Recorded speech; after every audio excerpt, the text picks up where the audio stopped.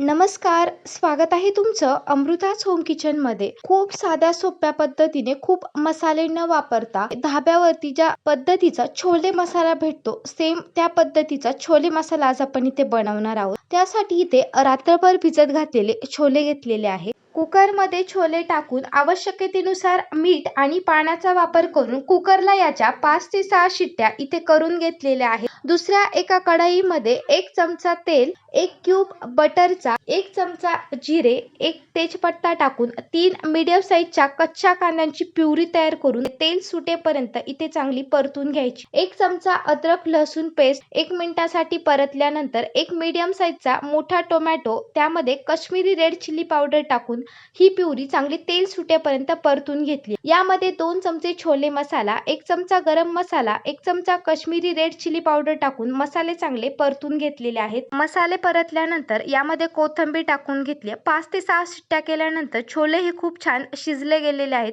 हे सर्व याच्यामध्ये टाकून घेतलेलं आहे. आवश्यकतेनुसार पाण्याचा वापर करून मी इथे भाजीची कन्सिस्टन्सी मॅनेज केलेली आहे. चवीनुसार मीठ, हातावरती क्रश करून घेतलेली कस्तुरी मेथी, 1 क्यूब बटरचा टाकून 5 ते 6 मिनिटं आपण याला इथे चांगलं उकळून घेणार आहोत. तयार आहे आपला इथे अगदी धाब्यावरती मिळतो त्या पद्धतीचा छोले मसाला. खूप मसाल्यांचा वापर न करता अगदी 10 ते 15 मिनिटांमध्ये बनणारा हा छोले मसाला तुम्हीही घरी नक्कीच अशा पद्धतीचा धाबा स्टाईल छोले मसाला तयार करून बघा. आणि चॅनलवर जर नवीन असाल तर लाईक, शेअर आणि सबस्क्राईब करून शेजारील बेल आयकॉन दाबायला मात्र विसरू नका.